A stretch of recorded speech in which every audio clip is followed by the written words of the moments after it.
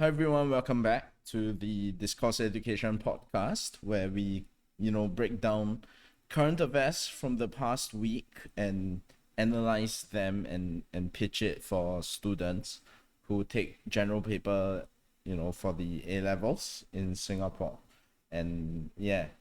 So it's been a busy couple of weeks, I guess. That's why we haven't really recorded as many, I guess, segments as we could have. And certainly, we have some Telegram exclusive videos coming up, but I'm still working on the essays and things that we would be going through in that particular Telegram exclusive video or videos. I guess I'll be doing separate videos for general paper and history. And yeah, so I'm so behind on everything, man. But um yeah, anyway. Yeah, so as we mentioned, or rather as I mentioned last week, right, in our previous episode, we would be making some changes to the podcast itself. And of course, we'll still cover one current affair, but at the same time, we would dedicate the second segment for H2 history for the foreseeable future.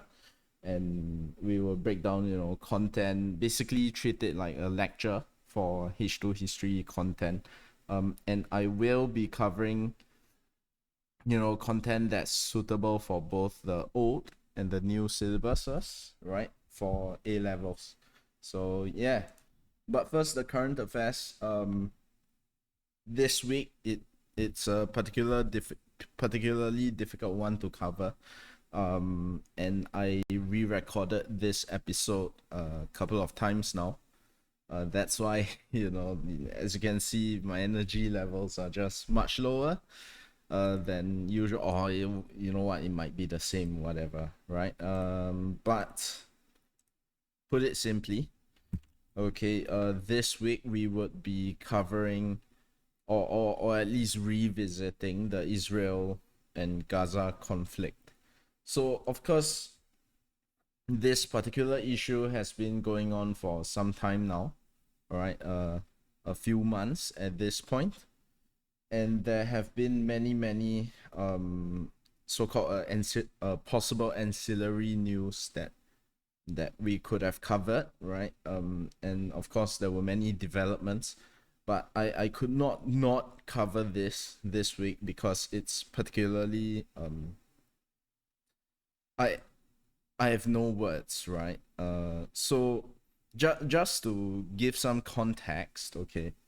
This week, as we talk about this, we would be focusing more on the, I guess, foreign policy side of things, right? Rather than the whole historical context or all the other possible factors that are in play when, in terms of how they affect the outcomes or the developments of this particular conflict.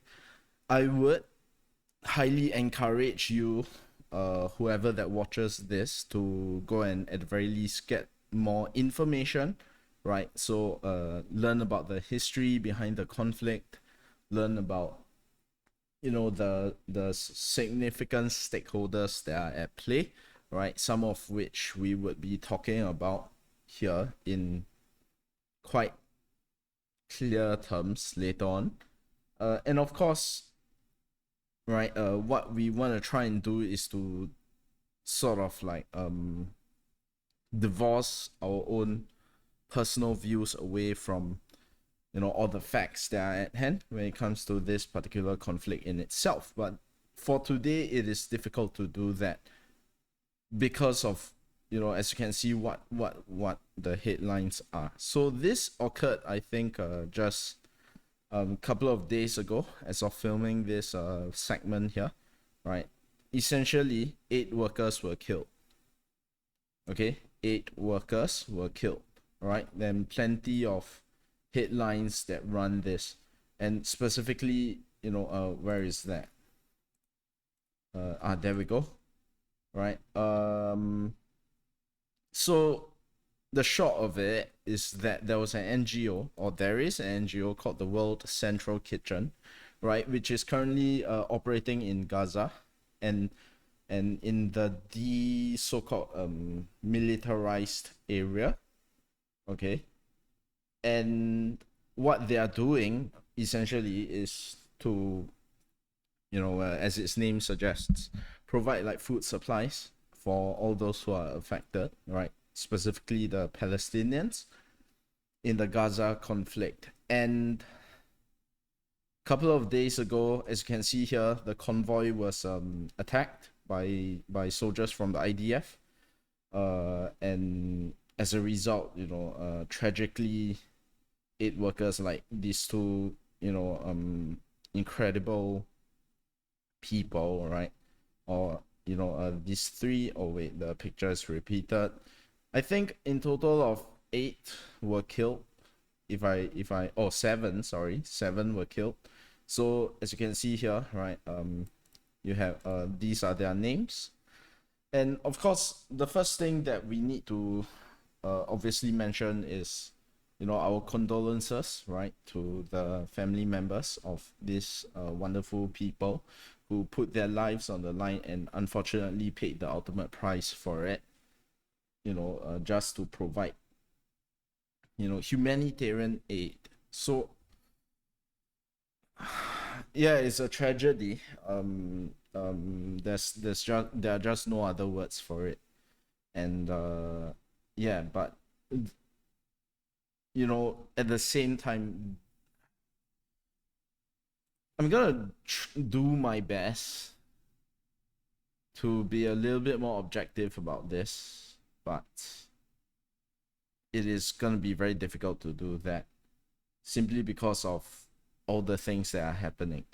Now, it's a tragedy that this occurred, and certainly in war times, there may be possible collateral damage. There may be. And indeed, there have been many cases in past conflicts where collateral damage has occurred in this way, right? Yeah, it doesn't matter what sort of context we are talking about, right? But this is just inexcusable if you look at the facts surrounding this event. Number one, this convoy in itself, right, is very clearly marked out as a charity vehicle. So one of the pictures here, right, revealed. There we go. Okay, it had the charity's logo emblazoned on the rooftop of the car. That's number one. Okay, that's number one. Number two, the vehicles, okay, the convoy of vehicles, right? As you can see here, they were traveling in a deconflicted zone, okay, after dropping off more than 100 tons of food supplies at a warehouse. Okay, and the charity had coordinated the convoy's movements with the Israeli military. Of course, Netanyahu, right? He claimed that this was a tragic accident, and accidents occur, collateral damage occurs in times of war. But there's just no getting around this. This is inexcusable because there are 8 workers and it's clearly marked out, and the charity also claimed, and of course, as the story develops, right, we don't want to make too many judgments or whatever, but based on the track record of the IDF in this particular conflict thus far, right, how can we just chalk it up to a simple accident, right? And this thing is particularly incriminating because the charity said that it had coordinated the convoy's movements with the Israeli military. So even if this was an accident, there are still 2 possible or rather, there are two possible outcomes here, or in terms of the optics of this whole situation. Number one, right? If this was truly an accident, that means the whatever information that the charity provided the IDF in its coordination had not managed to reach the decision makers, right? Had not reached the decision makers, which suggests a very, very high level of incompetence within the whole chain of command. Okay, that obviously doesn't look good, because then that brings into question every single thing that the IDF has been doing in this whole conflict with Hamas, right? And how they are so-called justifying all the atrocious methods that they have been undertaking. Okay. Number two, it just simply reveals a more sinister thing. Okay, and I don't want to sort of like make any judgments again, but it suggests that the attempts by the charity to coordinate their movements with the military were just outrightly ignored, which also means that this whole attack that claimed the lives of these 7 people was a deliberate one, which in itself violates a slew of international laws, by the way. And obviously, it also means the perpetration of war crimes, right? Because these are non-combatants. These are non-combatants. They are out there trying to provide aid, humanitarian aid, mind you, things that people are, should be entitled to, right? Because it's a basic human right, right? They are providing food and supplies to refugees of war. And if this was a deliberate, if this was not an accident, which all evidence suggests as such or points towards that, then it's just atrocities at the highest level. So those are the optics of this particular case, right? Not to mention that you see, it was the most important thing here is that on top of the tens of thousands of Palestinians who have lost their lives, and of course the thousands of Israelis themselves, right, and basically the Israeli civilians who lost their lives at during the attack by Hamas last year in October. This whole conflict has claimed the lives of civilians. In this particular case, it is particularly incriminating for the IDF, right? Because you killed people providing humanitarian aid. So, how can we then look at this whole issue? So the thing is that in the first place, right, I'm not trying to cast any blame on anybody, and obviously Singapore's official stance is that both sides committed atrocities. Fine. Sorry, I should clarify the language used here, right, in case I get POFMAT or whatever. Right, as you can see, this came from the PMO, right, the Prime Minister's office. This is a press statement. You yourself said it, if you're gonna POFMA me, right?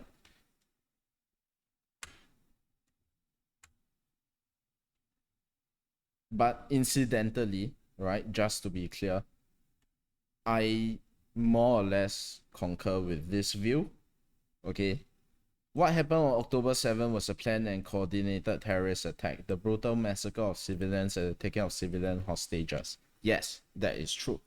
Right? That is true. There's no getting around it. It was an act of terror. And sure, Israel has a legitimate right to defend itself, but they must also comply fully with the letter and spirit of international humanitarian law and the rules governing the conduct of war. So in other words, right, that's what the government's Singapore government's stance is. And my stance is more or less the same, right? Singapore supports a two-state solution, definitely. Um, Humanitarian truce, yes, yes, but keep in mind that these were issued in these statements were issued in November 2023, and obviously recently our foreign minister has also claimed that Israel has gone too far, right? So there we go. Okay, so in a recent visit to Israel, right, last month, okay, but where is that? There we go. Yes. Okay. He has gone too far, right? Definitely, I agree with this. Whether or not we should sever diplomatic ties, I'm not here to comment on that. I don't particularly have any view anyway, right? But the main point is that if we look at it from a foreign policy perspective, much of it has to do with who Israel's allies are at the moment, right? Particularly in the Western world. So obviously the biggest one would be the United States of America. USA has traditionally been the ally of Israel since 1948, right? And it has always supported Israel in many of the Arab-Israeli conflicts that occurred, through the 20th century, and obviously up to this point in the 21st century, right? Everything that has been going on. There is, or at least at the beginning of this particular conflict, there was a lot of Western support for Israel in the first place, which is what sparked much of the many of the protests that are going on, right, in the Western states itself, right, in support of Palestinians.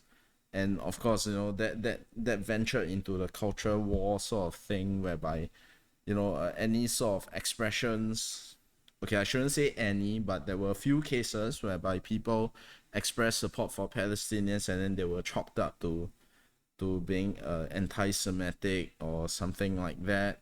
And then of course the converse was true also, and is just a whole mess, because obviously in our current society or in our current world, right, it is very easy for people to fall into sort of like a binary worldviews, right?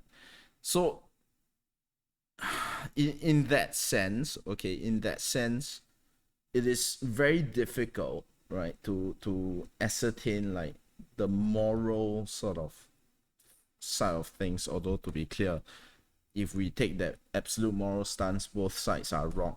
It's as simple as that, right? Because obviously at the end of the day, we shouldn't, for whatever goals that we aim to do, or that we aim to achieve as a species, shouldn't resort to violent means, certainly.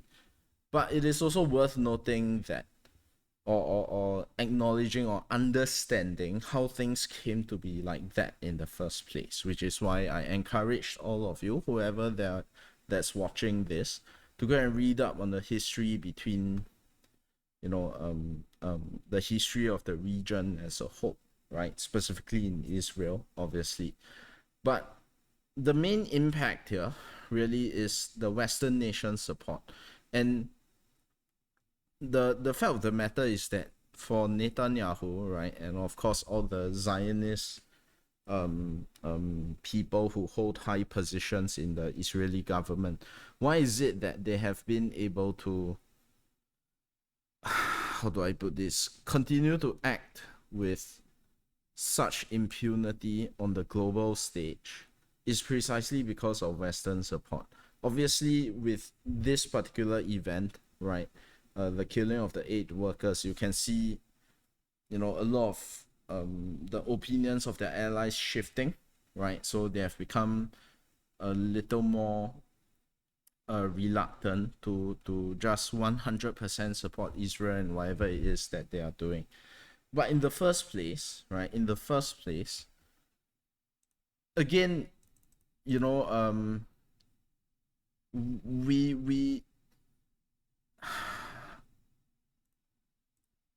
I don't know how to express this, or rather, it is nigh impossible to express this without bringing in some moral element into it. At the end of the day, we are talking about a humanitarian crisis here. At the end of the day, people are dying, civilians are dying, and the governments who have the most influence over the main perpetrators of the violence at the moment, which, by the way, is the Israeli government, they are not exerting enough influence, even though they could, right? At the very least, try to do something to bring an end to this senseless bloodshed that's happening. And again, much of it can be pointed towards from a foreign policy standpoint to the interests of nations when they highlight their stance, or when they carry out certain policies in this part of the world. But I don't know. I really don't have much to say beyond looking at just the tragedy and the senseless killing of not just the 8 workers, but the thousands that have died since the conflict started. The governments can do something, and they aren't, or at least they're not doing enough, right? And it just sort of begs the question, or rather, it certainly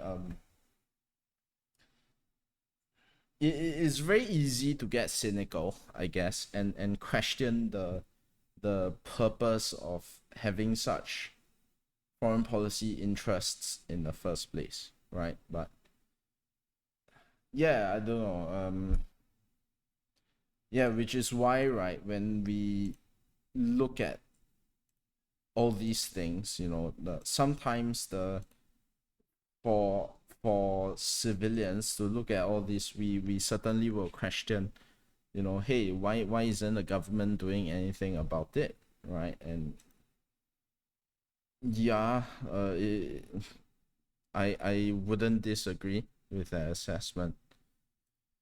So, how do we use this example? I don't really want to talk about that, actually.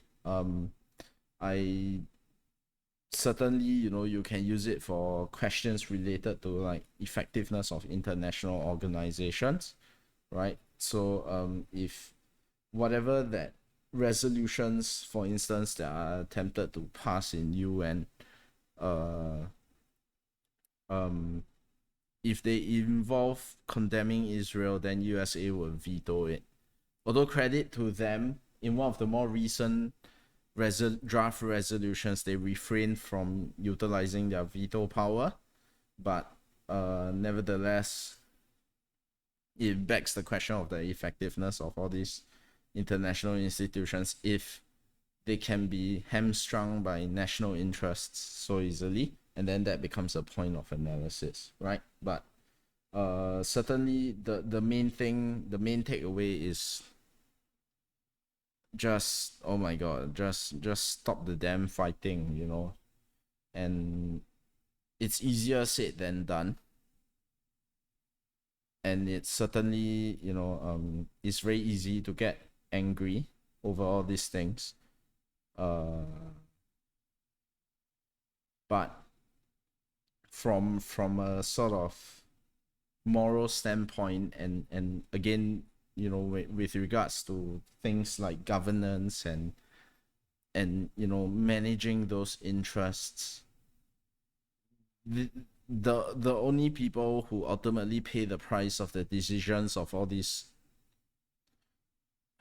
politicians, right, are the civilians and the innocent people.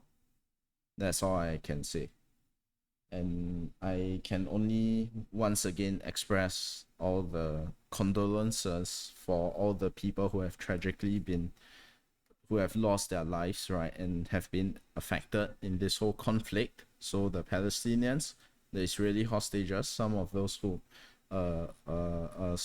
have yet to be released, the Israeli victims of the Hamas attack, and of course these eight workers here. Sorry, 8 workers here, and yeah, just as someone looking in, from the outside, I can only say I hope this conflict comes to an end soon. And that's all I have to say on this. But yeah. Thanks for watching. Yeah, I hope you learned something from our podcast episodes. I'd like to invite you to go and, watch some of the older episodes where we break down some of the other salient current affairs from 2024 thus far.